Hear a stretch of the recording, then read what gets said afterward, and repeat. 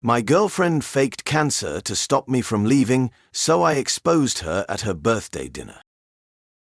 I knew something was off when she started sleeping with her phone under her pillow. Emma used to hate having it near her while she slept, said it messed with her dreams. But lately she guarded that phone like her life depended on it. And maybe, in some twisted way, it did. I didn't want to believe the thoughts crawling through my brain, but once that kind of suspicion takes root, it doesn't let go.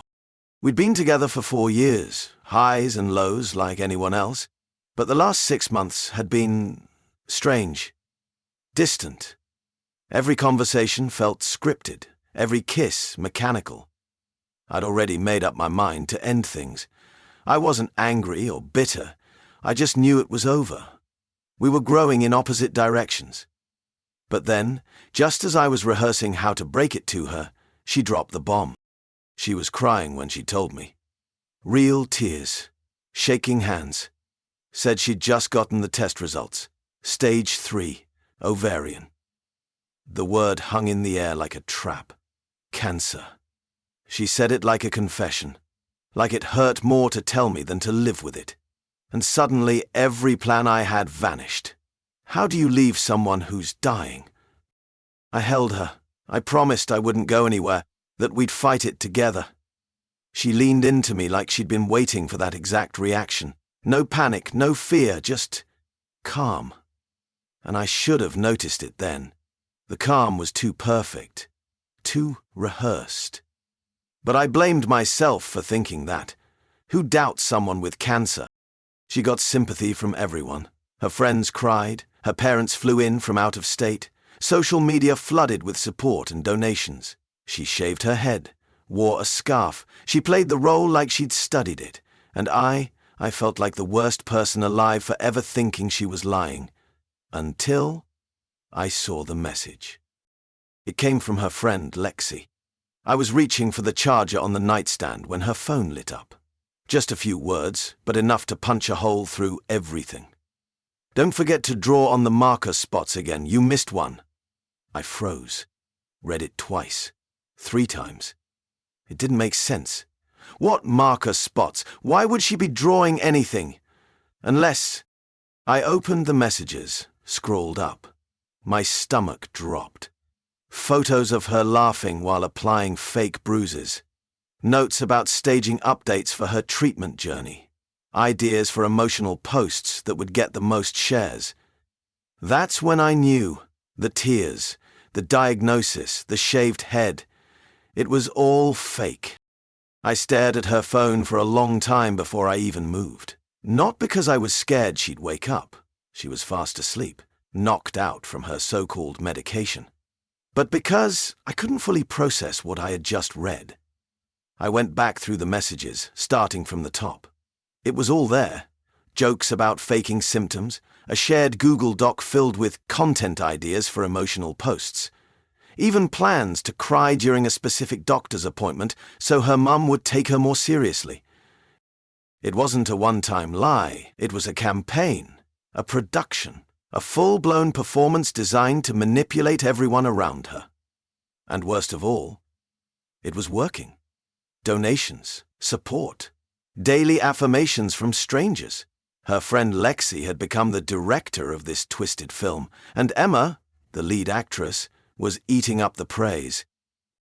I closed the phone, placed it exactly where I found it, and stepped out onto the balcony.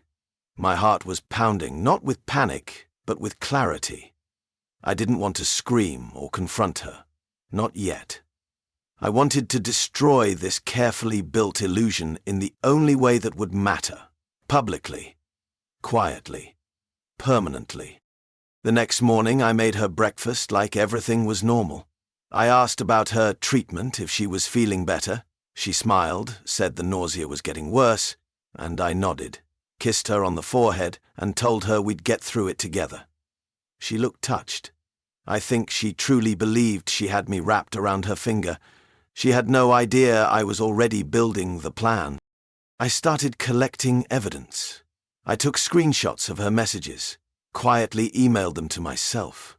I filmed little clips when she forgot to apply the fake tired makeup or accidentally drank wine on a day she claimed to be bedridden. I even recorded a call between her and Lexi planning their next hospital trip, which was actually a spa day. They laughed about how the scarf she wore made her look extra vulnerable. It was disgusting, and I wasn't going to let it continue. I asked a tech-savvy friend to help me build a file, something subtle but devastating. He created a slideshow that looked like a cute relationship montage, the kind couples play at weddings or birthdays. But embedded in that slideshow, exactly 30 seconds in, was a perfectly clear audio recording of Emma and Lexi mocking the entire act. When played, it would start sweet, but by the end, everyone in the room would hear the truth. Meanwhile, I kept up the role. I told her how proud I was of her strength, how inspiring she was. I held her hand during fake panic attacks and reminded her we'd beat this thing together. And then she gave me the moment I'd been waiting for. Her birthday. She wanted to keep it intimate, she said. Just close friends and family. Nothing fancy, just love.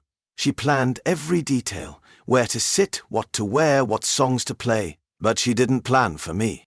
We booked a private room at a classy restaurant. 10 people total. Her parents, Lexi, a few of her close friends. She wanted it to feel like a celebration of life.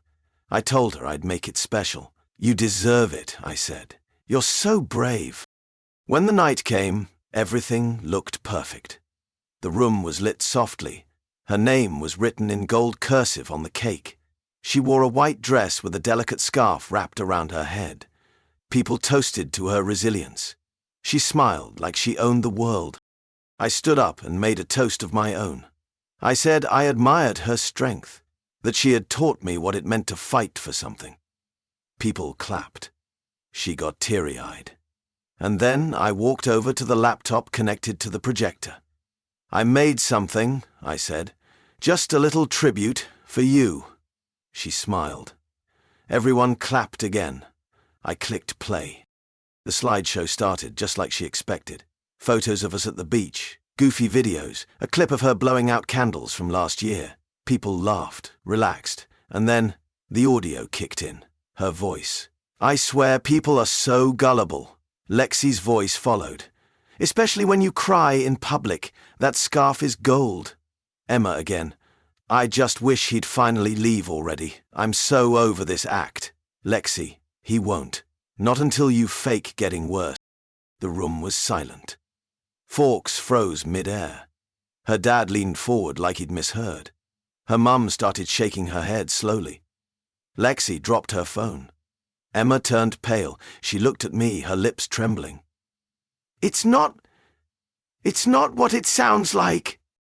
I paused the video right there, just as her voice called me a convenient emotional crutch. I looked at her and said loud and calm, I knew. I've known. For weeks. I turned, picked up my coat, and walked out. I didn't rush. I didn't slam the door. I just let the silence fill the space behind me like a tidal wave. She had lied to everyone.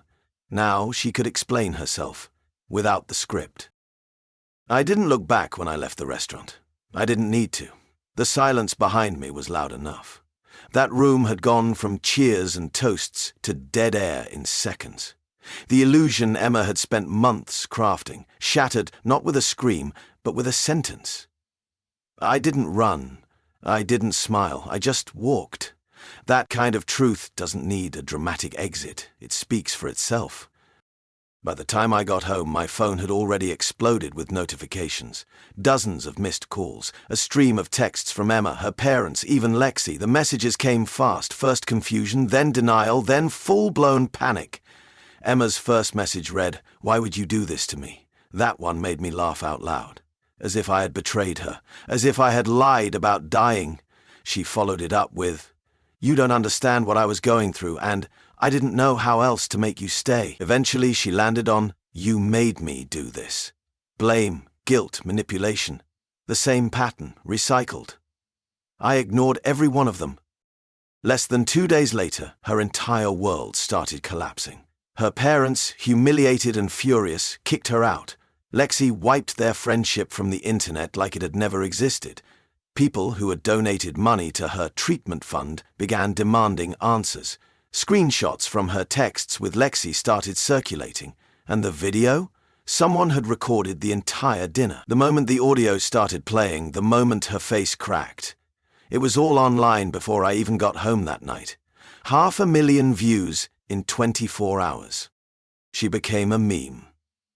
Fake cancer girl. TikTokers acted out scenes from the video. Reddit threads dug into her old posts, dissecting every lie she'd told. Twitter had her name trending by morning. Some people expressed outrage, others sympathy, but most just laughed. It was entertainment to them. Just another internet scandal. But to me, it wasn't funny. It wasn't satisfying. It wasn't closure. It was just necessary. A few days after the video went viral, she showed up at my apartment. I almost didn't open the door, but curiosity got the better of me. I needed to see what she looked like without the performance. No scarf, no tears, just her. She looked tired, small.